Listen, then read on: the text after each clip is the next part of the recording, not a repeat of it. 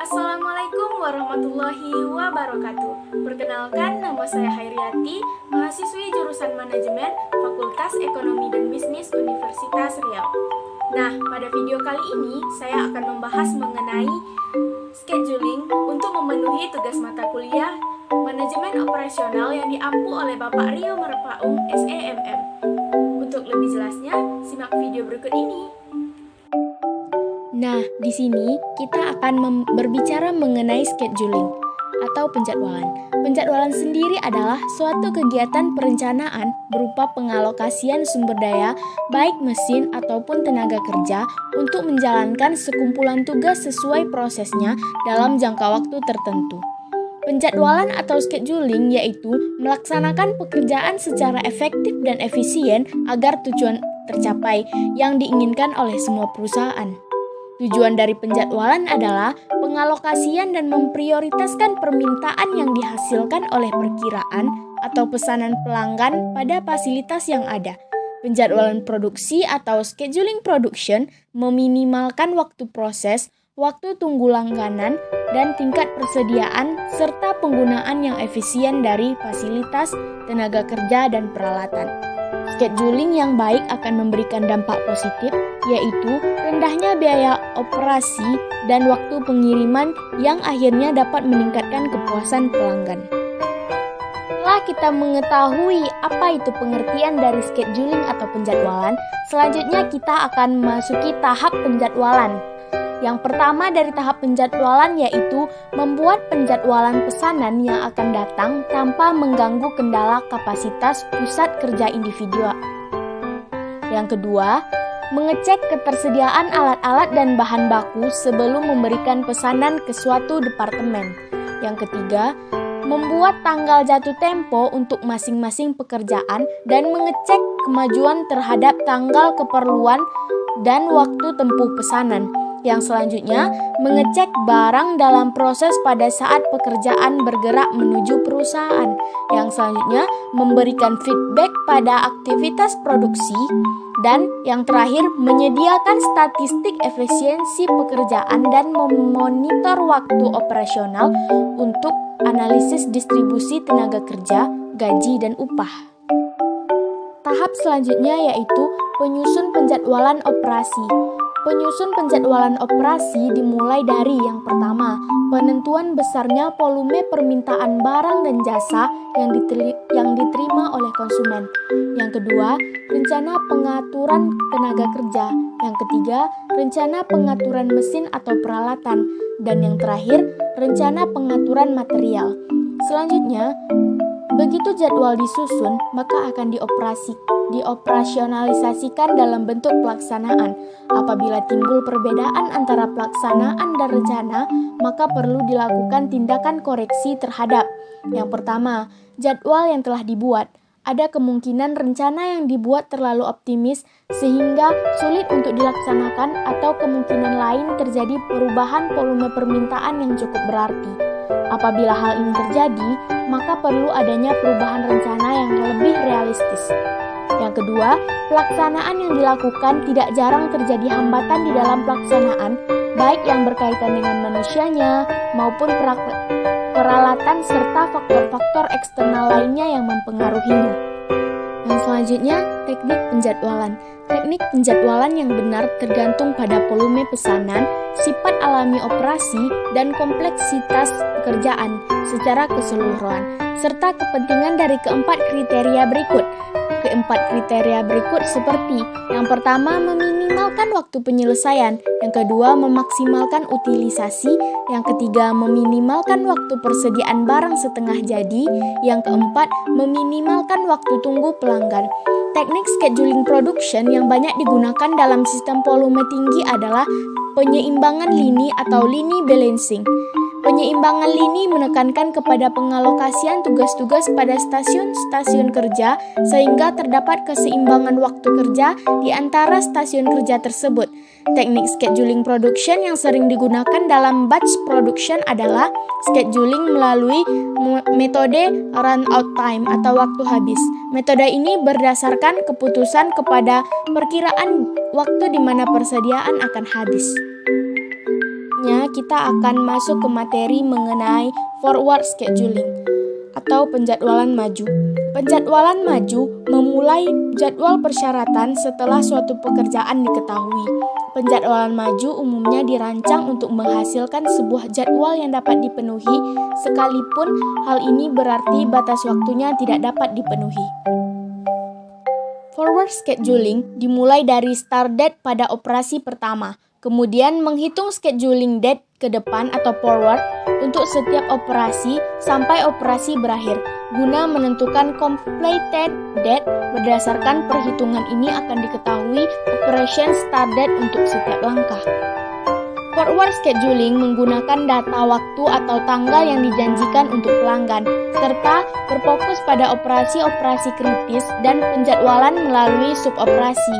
Pada dasarnya, forward scheduling akan menjawab pertanyaan beberapa lama waktu yang dibutuhkan untuk menyelesaikan suatu pesanan. Sedangkan backward scheduling akan menjawab pertanyaan kapan harus memulai mengerjakan suatu pesanan agar dapat diselesaikan sesuai dengan waktu yang diinginkan itu. Penjadwalan maju digunakan dalam berbagai organisasi seperti rumah sakit, klinik, rumah makan mewah, dan produsen peralatan mesin. Materi selanjutnya mengenai backward scheduling atau penjadwalan mundur. Penjadwalan mundur dimulai dari batas waktu dan menjadwalkan operasi yang terakhir terlebih dahulu. Kemudian, urutan pekerjaan yang dijadwalkan satu demi satu dalam susunan terbalik, dengan mengurangi waktu tunggu atau lead time untuk setiap barang diperoleh waktu mulai. Untuk backward scheduling selalu dimulai dengan tanggal atau waktu di mana suatu pesanan yang dibutuhkan itu harus diselesaikan dan ditetapkan oleh MRP. Kemudian menghitung mundur atau backward guna menentukan waktu yang tepat untuk mengeluarkan pesanan itu. Penggunaan backward scheduling mengasumsikan bahwa finished date diketahui dan start date diinginkan. Penjadwalan mundur digunakan dalam banyak lingkungan manufaktur seperti halnya dalam lingkungan jasa yang menyajikan sebuah penjamuan atau penjadwalan operasi pembedahan. Yang selanjutnya yaitu loading jobs in work center. Loading adalah proses penugasan pekerjaan ke stasiun atau proses kerja. Pemuatan terbatas merupakan teknik penjadwalan yang memulai hingga kapasitas proses. Pusat kerja memiliki dua wujud, yaitu berorientasi pada kapasitas dan penugasan pekerjaan tertentu ke pusat kerja. Terdapat beberapa teknik dalam loading, yaitu yang pertama, input atau output control adalah teknik yang memungkinkan personal operasi mengelola aliran kerja fasilitas. Input-output control dapat dipertahankan oleh sistem kartu CONWAIP yang membatasi jumlah pekerjaan di pusat kerja, mengontrol waktu prospek, dan memantau jaminan simpanan. CONWAIP adalah singkatan dari Work in Process yang konstan. Yang kedua yaitu Gantt chart atau metode penugasan. Gantt chart adalah alat bantu visual yang berguna dalam pemuatan dan penjadwalan. Grafik ini menunjukkan penggunaan sumber daya seperti pusat kerja dan tenaga kerja. Sedangkan metode penugasan adalah prosedur solusi pemrograman linear khusus untuk memutuskan pekerja mana yang akan ditugaskan pada suatu tugas atau pekerjaan yang akan ditugaskan pada sebuah mesin. Selanjutnya ada assessment method. Manajemen produksi sering menghadapi masalah-masalah yang berhubungan dengan alokasi optimal dari berbagai sumber daya yang produktif, terutama tenaga kerja atau personalia yang mempunyai tingkat efisiensi berbeda-beda untuk pekerjaan yang berbeda pula. Masalah ini disebut dengan assessment problem atau masalah penugasan. Assessment problem adalah suatu masalah mengenai pengaturan pada individu atau objek untuk melaksanakan tugas atau kegiatan, sehingga dengan demikian biaya yang dikeluarkan untuk melaksanakan penugasan tersebut dapat diminimalkan. Metode penugasan atau assessment method melibatkan penugasan tugas atau pekerjaan ke sumber daya. Tujuannya untuk meminimalkan total biaya atau waktu yang diperlukan untuk melakukan tugas di tangan. Salah satu karakteristik penting dari penugasan adalah bahwa hanya satu pekerjaan atau pekerja yang ditugaskan ke satu mesin atau proyek. Salah satu teknik atau metode dalam penyelesaian masalah penugasan adalah dengan menggunakan algoritma Hungarian. Algoritma Hungarian adalah salah satu algoritma yang digunakan untuk menyelesaikan persoalan assessment problem. Selanjutnya ada sequencing rule. Penjadwalan memberikan dasar untuk membebankan pekerjaan pada pusat kerja. Pembebanan adalah sebuah teknik pengendalian kapasitas yang menyoroti masalah pemberian beban yang terlalu berat dan ringan. Pengurutan atau pembagian tugas akan menentukan urutan pekerjaan yang harus dilakukan pada setiap pusat kerja. Manajer operasi menugaskan pekerjaan pada pusat kerja sedemikian hingga biaya, waktu luang, dan waktu penyelesaian dijaga tetap minimal. Pusat kerja dapat berupa dua bentuk. Pertama, berorientasi pada kapasitas, dan yang kedua, berkaitan dengan penugasan pekerjaan tertentu bagi pusat-pusat kerja. Pertama, pembebanan akan diuji dari segi kapasitas melalui sebuah teknik yang dikenal sebagai pengendalian output dan input. Kemudian, akan disajikan dua pendekatan yang digunakan dalam pembebanan, yaitu Gantt chart dan metode penugasan pemrograman linear. Selanjutnya ada aturan prioritas. Aturan prioritas atau priority rule memberikan panduan untuk mengurutkan pekerjaan yang harus dilakukan. Aturan ini terutama diterapkan untuk aturan fasilitas yang berfokus pada proses.